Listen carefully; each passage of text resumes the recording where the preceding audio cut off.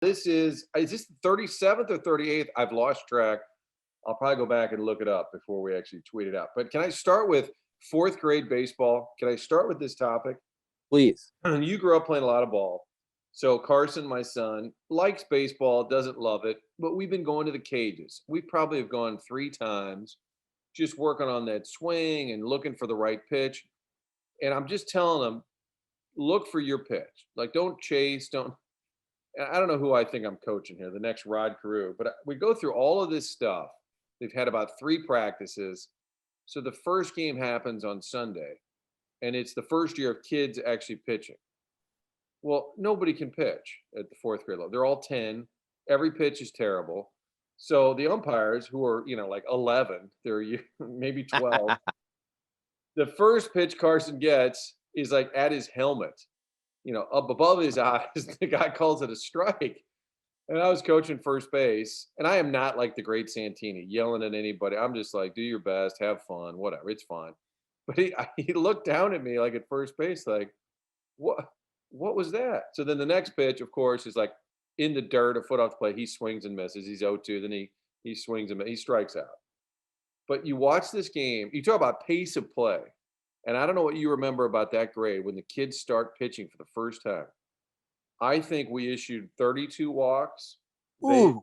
They issued 22. I'm making these numbers up, but of the entire game, which is an hour and a half, I think there were 6 balls put in play by both sides. It's either a walk or a strikeout, a walk or a strikeout.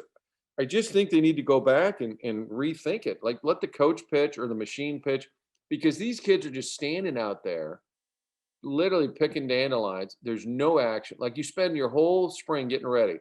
Here, get your glove down, get your knees ready. We're even yelling, from the bench, get ready, ball's coming to you. Ball. There's no ball coming to you. There's no action at all. It's worse than the MLB problem. I just think it's too young for them to be. It is brutal. And I know maybe you just got to get through it, but I don't know what the answer is. But do you remember fourth grade sitting there and just everybody swings and misses or everybody walks? It's funny. My buddy was sending me video of his kid. I think his kid is probably a little less than 10, but they're hitting off the pitching machines, and it seems like the kids are hitting.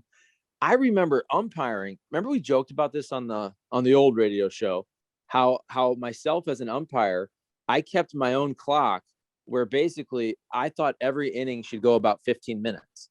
So if the game wasn't trending, a 6-inning game where maybe I get paid $18, okay, I'm not going to be there longer than an hour and a half. That's how long I should be. If it's a 7-inning game, maybe $1.45.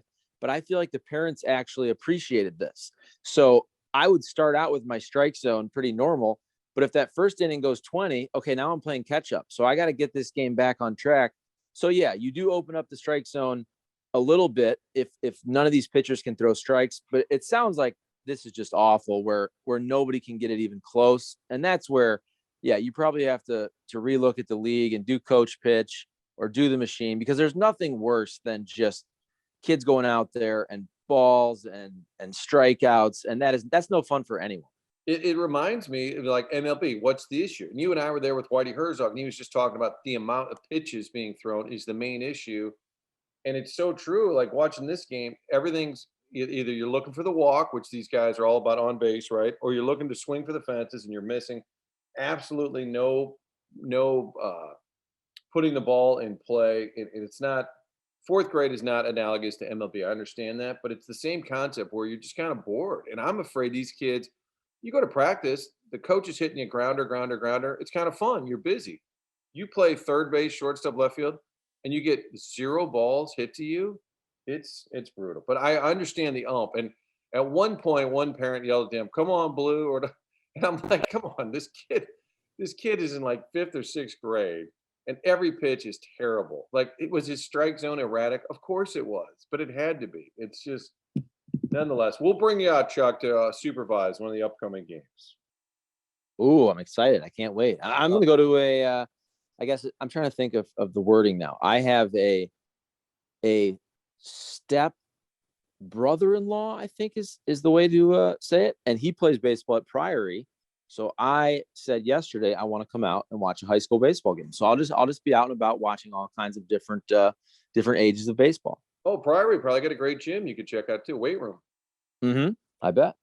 All right, Cardinal baseball. This was going to be an upcoming TKO, and then the topic is this, and it's not anything that people haven't thought of. But what if Arenado's not enough? What if the hailed move, the great trade, which was a great trade, and it was a huge addition, but what if it didn't change enough? And doesn't this Cardinal lineup, this Cardinal team, even having Goldschmidt, Arenado back to back, even with Molina hitting well, doesn't it still feel the same that there's just so many automatic outs, so many holes in the lineup? Isn't it crazy? Like the Arenado deal should have been celebrated, and but I think looking back now, maybe they didn't change enough of like who they are. Yeah, what's funny to me, and I'm sure we'll talk about the pitching too, because the offense hasn't surprised me as much as actually how bad overall the starting pitching has been to begin the season. And I know they have injuries. KK just came back and Miles Michaels is out, but that's been the most surprising thing to me. With the offense, it doesn't surprise me that much, except I will say this. I'm surprised that all of these guys that they've kind of counted on to say, okay, it's finally time to see what we have. And with those guys entering the year, it was Bader, who's obviously hurt, so he hasn't had that shot. But they wanted to give Bader the shot. They clearly wanted to give Tyler O'Neill the shot. They clearly, and I think we all agree, want to give Dylan Carlson the shot. And even if he struggles through the first month or so, I think it's worth it to keep him out there because we know his ceiling is very high. But even some guys like Paul DeYoung, where the question is more so, is there going to be consistency? We know you can hit 30 home runs. Can you be a more consistent hitter? Can you be more consistent getting on base? What surprised me is that they haven't gotten answers on any of those guys, right? And so that's why we shouldn't be too surprised that you have this feast or famine. Like every once in a while, all those guys on a given day, they're going to find it. They're going to run into a 2 or 3 run homer. And you've seen that over the last week where they scored 14 runs in a game. They scored 9 runs in a game. But so many of these other games, they're getting shut out. And that's where this lineup, Matt Carpenter's another guy that we talked about, where I know we celebrate the hard hit rate, we celebrate exit velocity, and he hit the home run the other day, but Matt Carpenter is terribly inconsistent. This team strikes out a ton. And that's something that's not factored into when you look at hard hit rate and exit velocity, because obviously you're not actually hitting the baseball. So I'll say what surprises me is that all those guys that they're trying to count on, I think it's fair to say they've got nothing out of any of those guys on a consistent basis, right? Right. And normally though, normally the excuse would be, well, Bader's out. Well, O'Neill's out. And you would say, well, once they're back, but nobody feels good about that either. It's not like the guys that are missing are going to automatically solve your lineup once they come back. I think that's the frustration too, is the guys you're going to plug in. It's not Bader's fault that he isn't out there right now. He's injured. O'Neill's injured. But if you say, well, that's all they need is Bader and O'Neill to come back. Nobody believes that. Like nobody's excited to say once those guys are back. And you mentioned Carpenter. The problem with the Cardinals' approach is, doesn't it seem to be based on hope? Like the Matt Carpenter plan is that, well, we just hope he hits. You hope that the spring training numbers were an aberration, that was, not who he really is. And you mentioned the, exit velo, all that. I wonder if his extension in part was, the stat nerds kind of said, oh, he's better than you think. Oh, he's, I wonder how much of, don't the advanced analytics always sort of kind of back him up, even when his average is, 100 or less? And I don't know how much longer you roll him out and just hope that it's different. And you can't keep saying, and I like Mike Schilt a lot, but he can't keep saying, well, he's an MVP candidate in 2018. He was right there with that was a long time ago now. I know they're hoping it turns around, but I don't think that's a great approach. Right. Especially with Carpenter. If you're striking out a ton, and then it's great when you're hitting the ball hard, but if you're a lefty who's also facing a ton of shifts, even if you hit the ball hard, if you're hitting hard ground balls to the pull side, if you're hitting hard line drives or hard fly balls, you're facing an extra fielder over there. So your results are probably not going to be as indicative of your hard hit rate and exit velocity if you're a traditional right-handed hitter who's facing a normal defensive lineup. Yeah, I think hope is a great way to describe this. Now, I think it's fair. It was fair going in to roll out Dylan Carlson. I think it was even fair to roll out Harrison Bader, because I think the narrative on Bader is actually worse than the production he brings to the table. Tyler O'Neill, I actually thought maybe this is the year. I know he's hurt now, but he started off the year and he hit the home run. But after that, there was basically nothing from Tyler O'Neill.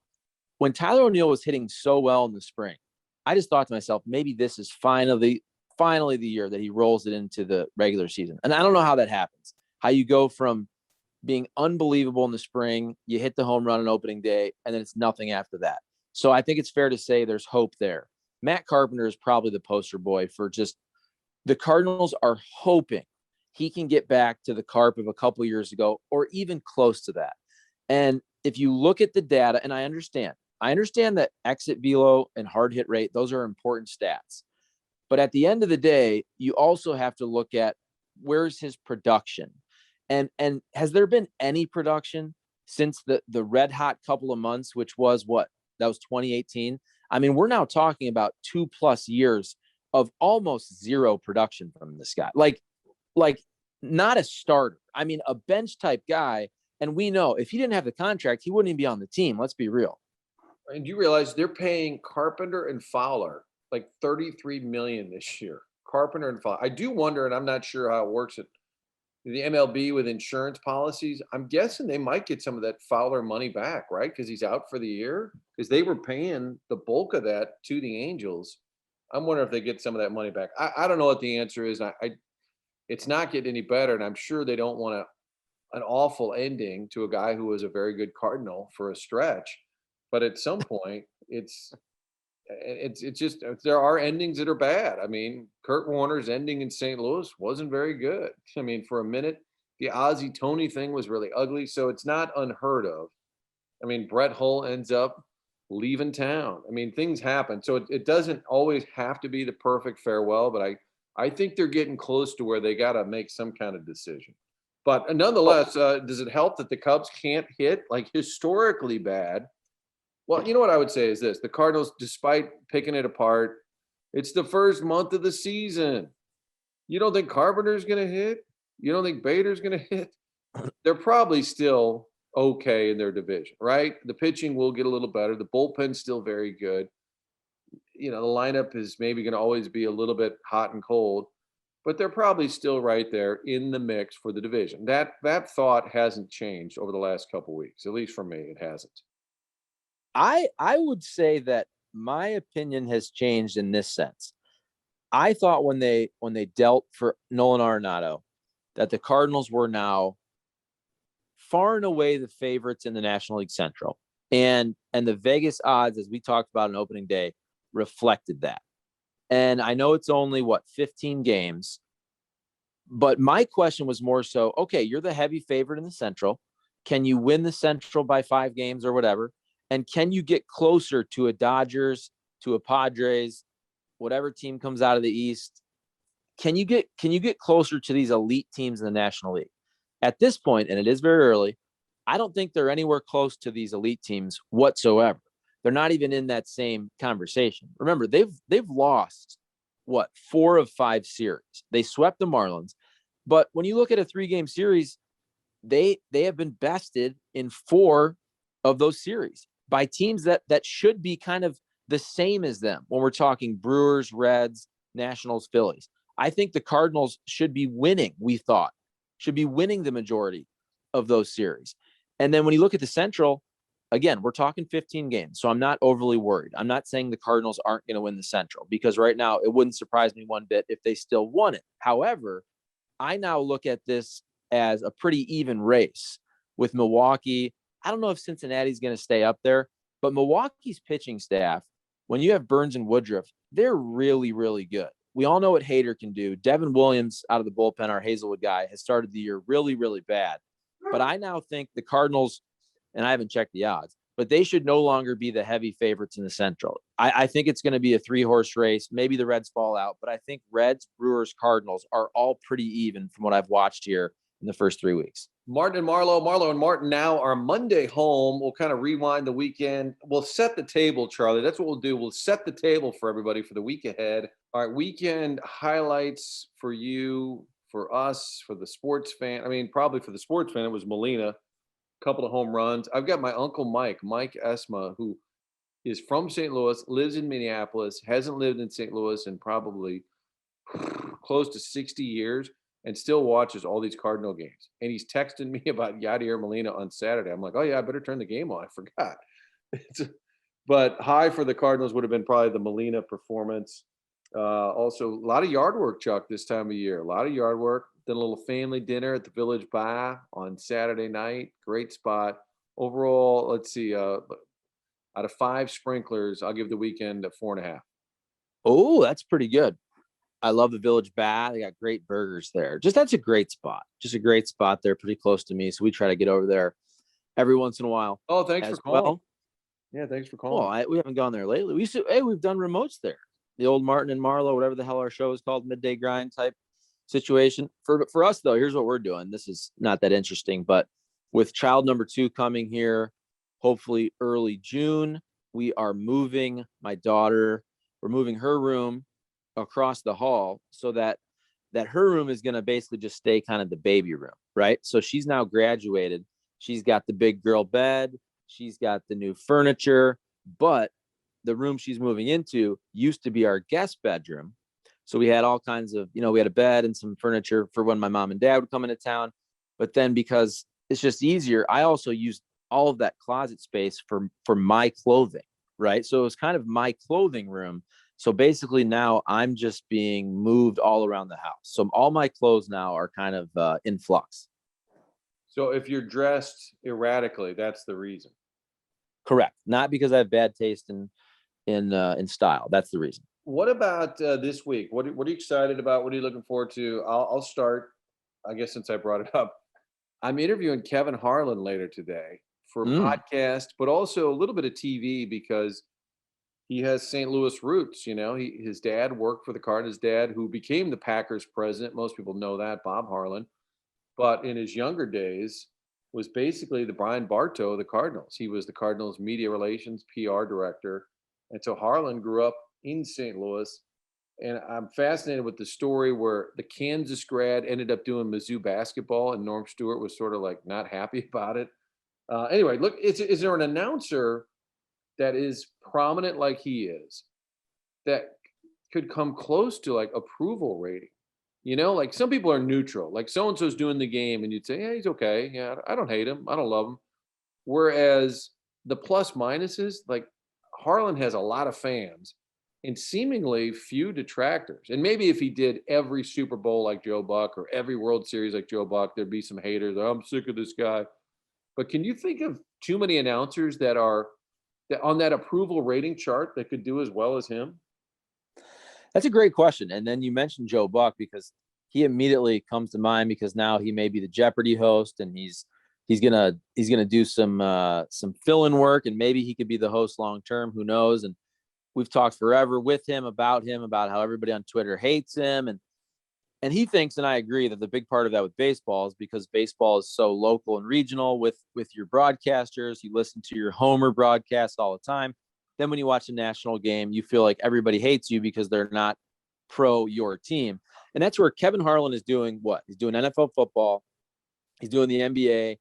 He does what? Some college basketball. So you're doing sports though, where you don't have that local team for the most part. Yeah. I've literally never read anything bad about Kevin Harlan. And that's really saying a lot. When you bring up that question, I'd never thought of it, but I think he's probably, if not he's one of the best in the game for sure. He's super popular. He's super good. He's funny when the streakers are on the field. He has fun with it. He doesn't get political, which I know ticks off a lot of people. Like there's not even a twinge of that with him. So I think he's got to be one of the most popular in all of sports in America. Yeah, I was trying to think about it because like Jim Nantz is a huge name. And I think most people like him. Some people kind of make fun of him. He used to be real syrupy. He seems to have gotten away from that. And Tony Romo and him, and now because Romo's such a hit, I think Nance is sort of elevated again. But, some people who don't like I've never heard anybody online or in person, like, just kind of bag on Kevin Harlan. Anyway, looking forward to that. The Kilcoyne conversation, Charlie, you probably subscribe. You can get that on Sure. iTunes, Spotify. This particular segment, it's available at scoopswithdannymac.com and also the Charlie Marlow YouTube page. What are some of the recent highlights of the page? Okay. So on the page, we usually do stuff that's come out like that day, but every once in a while I'll go to the video vault. I like to throw some of these old Cardinal celebrations from when they're popping champagne bottles. I did the 2019 celebration when they clinched the NL Central on game 162. I actually put a couple of Mike Colombo interviews on recently because Colombo this past September was at my spot, of course, that I love, Big Cedar Lodge, and he sat down. He just had his iPhone. He was there basically as a fan. He loves golf, and he interviewed Jack Nicklaus and Gary Player, and so we put those on. Those are pretty interesting. The Yachty, talking about Yachty, got some good response this past week, and there was one other one that did well. I'm trying to think of what it was. Oh, which video actually did pretty well was I was at Normandy on Thursday with the Yep. news that Jack Nicklaus is going to be redesigning that course. I just did a little thing where I talked in the camera. I kind of just gave some of the facts of what's going on. And I interviewed a guy who is a big member of the TMA fan page, a golfer, great guy named Chuck Womack. And he was just golfing there. And I put it out there. And I think it's actually the power of the TMA fan page that everybody watched their guy Chuck being interviewed, that video actually did pretty well also. How cool is that story that Jack Nicklaus got behind it? Tom O'Toole knows him because of his association with golf. Tom O'Toole is a local attorney, but for years involved with the USGA, United States Golf Association, and then became the president. And it was pretty cool for several years. If you watch the US Open, there's Bob Costas hosting the post golf ceremony, and standing next to him is Tom O'Toole handing the trophy. And Tom went down and met with Jack Nicklaus and said, "Here's what's going on at Normandy, and we're trying to keep it a community." They kept calling it a community asset. And I understand people who say golf doesn't matter, but the idea is so many things in communities get boarded up or packed up, taken away, and they want it to be a place where, not just fathers and sons, but maybe mom and daughters and families go up and golf and keep it reasonable. Like, so if they went to the bank and just said, "We're going to redo Normandy," and borrowed all the money, well, then the cost of golf would just be exorbitant. Like, nobody could afford it. So that's why they're trying to do it through fundraising. And it's part of a whole theme of North County and North City where you want things available, like for kids to be able to do. And maybe the kids caddy up there. Maybe they become good golfers. Just another thing to do in your neighborhood. You don't want it to look blighted. So anyway, Tom O'Toole goes to Jack Nicklaus, I think it was in January, down to Jupiter. And I love the story how he has a whole presentation in mind. He has like a computer he's about to put up, not a slideshow, but the whole thing spelled out. And he said, before I could even put our presentation in front of him, told him a little bit about Normandy, its history, sort of the neighborhood, and what's going on. And he said, "Okay, good, I'm in." And he's like, "Well, hold on, I'll show you and he's like, "No, I'm good, I'm in." And it's really remarkable. I mean, because Jack Nicklaus is, his enterprises, including his design efforts and all this. Anyway, he has like the reach, like by hitting send, they can connect with like 8 million people. So imagine if Nicholas Design says, "Hey, here's our latest thing we're working on. Here's this great story in St. Louis for this local community." You might get donors from Australia or Ohio or Florida, that want to throw their weight behind it. So now all of a sudden you've got this whole national, international appeal, and then he's doing it for free. It's a great story. It really is. And whether it was in St. Louis or Chicago, wherever, it's pretty cool that Jack said yes. All right, Chuck, I want to end with this. This is from Twitter. So not all of Twitter is bad, right? Every once in a while, there's some fun topics. Some of them are stupid, like if you could be a cereal, what would you be? Like, just stupid. Tricks. Okay. But the topic was put out there. Name Robin Williams' best movie. Ooh, I like stuff like that. And I looked at that and thought, "Oh, it's Good Will Hunting, isn't it?" So then I started reading the replies, and people are like, "If you say anything but," Dead Poet Society, Good Morning Vietnam, Mrs. Doubtfire. And I just started thinking about, for a guy who was a stand-up comedian, who was a goofy sitcom, Mork and Mindy, he was Mork from Ork, to think that he could become this. It's a really good debate. I don't know what the honest. I mean, you'll have your choice, I'll have mine, but it's amazing the catalog. It's a pretty good. There's a pretty good list to choose from. Okay, let's break this down. Now, he won the Best Supporting Oscar for Good Will Hunting, and his character Sean is great, and that's a great movie. That's probably top 5 in my all-time movies. But the fact that he's not a main character in terms of, you have Matt Damon, even I would say in that movie, it's probably fair to say Ben Affleck.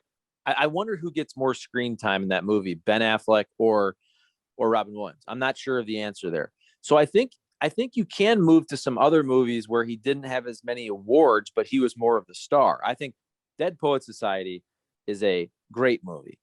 Good Morning Vietnam, I saw it years ago. I can't remember all of it. I remember being entertained, but then you throw out, like, I think comedy movies, they don't get as much love, and they don't get any love from all the academies and the awards and all that. But Mrs. Doubtfire is really, really good. And remember Hook. Hook was really good. I remember as a kid watching that, and he's the absolute star of a star-studded cast there, and that's really good. So I probably would defer to Good Will Hunting just because that's one of my favorite movies of all time, but it is a good question. It's a great question. Sometimes Twitter can be fun. And in honor of Good Will Hunting and Sean saying, it's not your fault. It's not your fault. I like to tell Charlie all the time, it is your fault. It is your fault. That's the sort of affirmation we have for you. And usually it is. And fair enough. This was fun. Let's do it again next Monday, the Marlow Martin. Next week, I'll figure out what edition it is. We'll get all that figured out by next week. Sounds great. I think this was 37. That sounds right.